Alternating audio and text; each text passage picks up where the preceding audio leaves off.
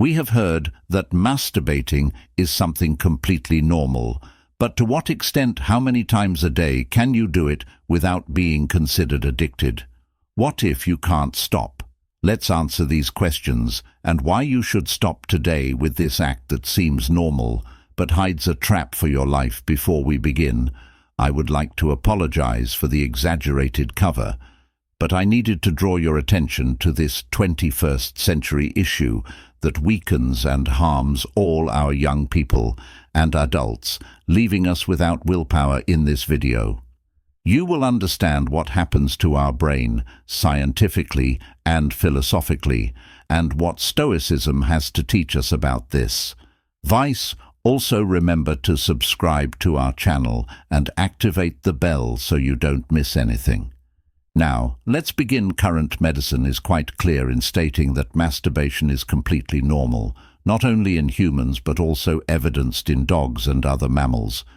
But this view of normal masturbation was not always so. In the past, masturbation was thought to be immoral, especially in men, because unproductive scene production prevented people from reproducing.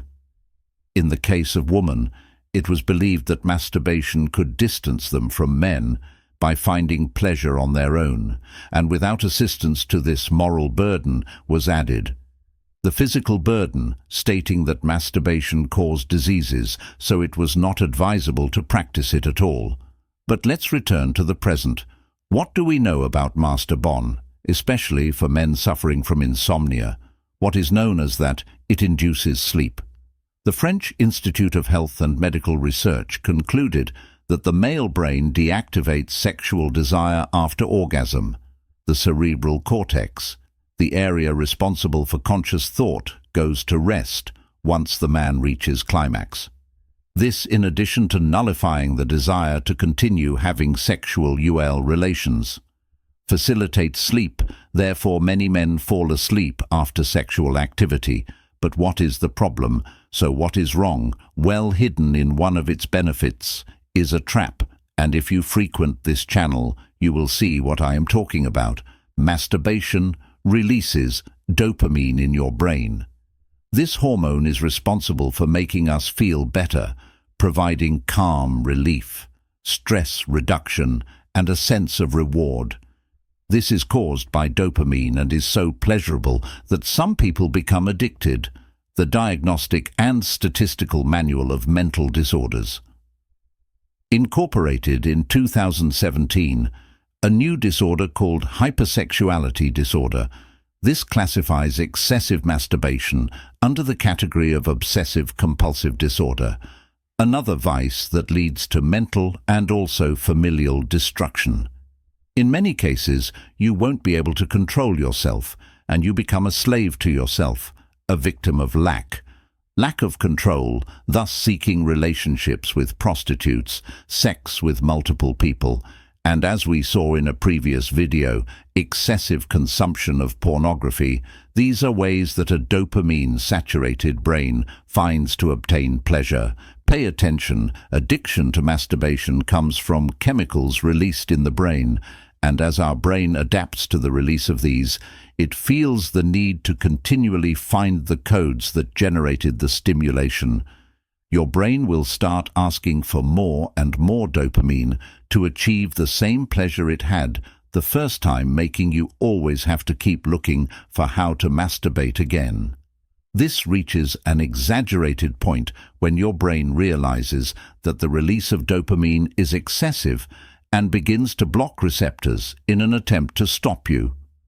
As a result, the person performs the pleasure act, in this case masturbates, but gets nothing, which frustrates them more than they already were excessively masturbating to satisfy that hunger for pleasure is exactly what a smoker who never stops someone who eats chocolate until vomiting, or even an alcoholic does. At this point, you must be wondering, what does Stoicism have to do with this? The Stoics, Seneca, Marcus, Aelius, and Painus of Res, masters of self-control and wisdom, addressed the view of pleasure and lust from a unique perspective, from the words of Epicus to the intimate thoughts of Seneca. They explored the depths of human passions, a legacy that still captivates us for the Stoics. Masturbation was not just a quest for carnal satisfaction, but an opportunity to explore the limits of the body and mind. They saw it as an exercise in self-awareness and a path to true freedom in their philosophy. Mastery over worldly passions and pleasures was a conquest that elevated the human spirit. Epicurus asserted that it is not nights of pleasure, but self-control that distinguishes a good man in this context. The ability to enjoy pleasure while understanding and containing it makes a difference in someone who has confront their desires and emotions consciously, finding true joy in self-control. They now live a life of inner peace and authenticity. Free from the slavery of momentary desires, true satisfaction comes from living in accordance with our deepest principles and values. When we yield to fleeting desires, we lose sight of what we truly value in life. Compulsive masturbation can distance us from our noblest purposes and veer us away from the true happiness found in virtue and inner peace. By practicing meditation and mindfulness, we can promote the mental serenity needed to resist temptations and face our emotions healthily.